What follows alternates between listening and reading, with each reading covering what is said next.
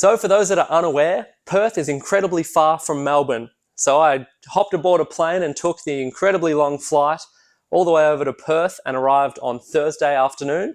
It was very cool to be able to catch up with both Lucas and Michelle from the Perth Mint. We went out for some drinks and dinner, and it's always really exciting to catch up with people, obviously from the other side of the country, but people who work directly in the Mint and have a direct involvement in the industry. Although I must admit, Lucas and I spent most of the night chatting about music and things like that, and then with Michelle, ended up talking about the joys of trying to raise a 1.5-year-old daughter. So there wasn't actually that much coin talk that went on. Anyway, moving on, we had the setup on Friday. Funnily enough, my least favorite part of these expos, and I am not shy about talking about it because seemingly for one reason or another, there's always issues that arise. And I can never predict what it's going to be. And this show was no different at all. So we had all of our equipment. So that's all the display cabinetry, the electricals, everything I need to make these shows come to life. And the delivery was set and confirmed for 9 a.m. Nothing showed up until 1 p.m. So Friday, I was going to try and get a lot more footage and make some videos and things like that. Spoiler alert, I was hopeless. I got none of that done, but we managed to get the event set up. So I was very fortunate. We had Joel, Keith, Aaron, and Sid, one of the members of the Perth Numismatic Society, helping out with the setup. So with a good team, many hands make light work, all that sort of thing, we managed to get the event all set in time for Saturday. Saturday morning rolls around, and I had to get out of bed at 6:30, which actually wasn't that bad because there's a 2-hour time delay, or Perth is 2 hours behind Melbourne. So according to my body clock, it was only 8:30. But at 6:30 in the morning, I had a lovely chat on ABC Radio, just promoting the event and letting people know that it was happening. And funnily enough, I really enjoy talking about coins and coin shows, so that was a lot of fun. The delivery has only just arrived. It's 20 past 1. It was supposed to arrive at 9 a.m, so I was hoping to be done by now, but I've got the Perth Mint setting up now. Keith and Aaron giving me a hand. T over there. All the lads, but it's coming together. So, bit of a way to go. Way behind schedule. I love setup days. The best. On Saturday morning, the event opened. It was really great to have the Royal Australian Mint in attendance again. You may have noticed a few different unfamiliar faces in the crew. So a few members of the team were a little unwell and they had some 5-star replacements. So everyone did a great job of making their way through the crowd and serving everyone with a smile. So I hope to those that were under the weather that you're feeling better now. But, your replacements did a great job and, upheld the reputation of friendly service. So you did a great job. We also had the Perth Mint there, which was very cool, celebrating their 125th anniversary at the Perth Money Expo in Perth. So it was really cool to have Lucas down there on Saturday doing a meet and greet. And then we had Alicia on Sunday.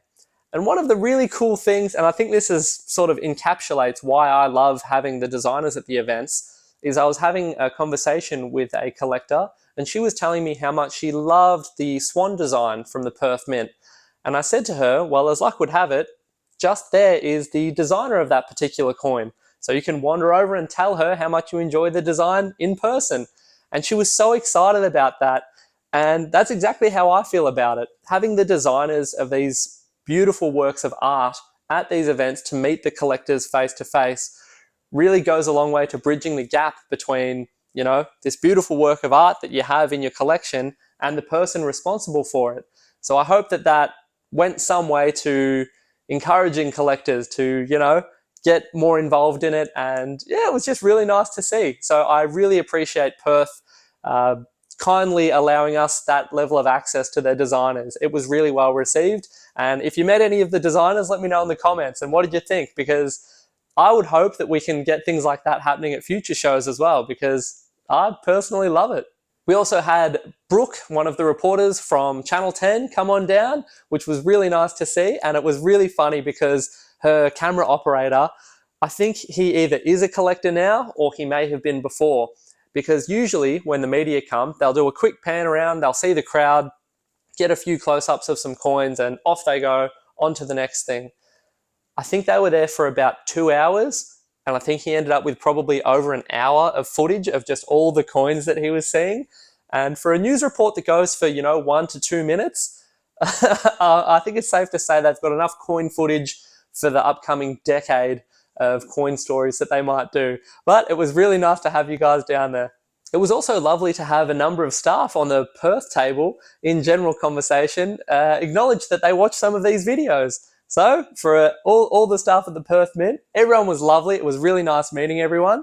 But it was very cool to know that some of you watch these videos, and I really appreciate that. It's very encouraging to know that, people directly involved in the industry enjoy watching this sort of thing. So I can't stress that enough, how nice that was to have that sense of community and to be able to have conversations with people on the other side of the country that, all share a similar interest and passion for coins. It was really, really cool.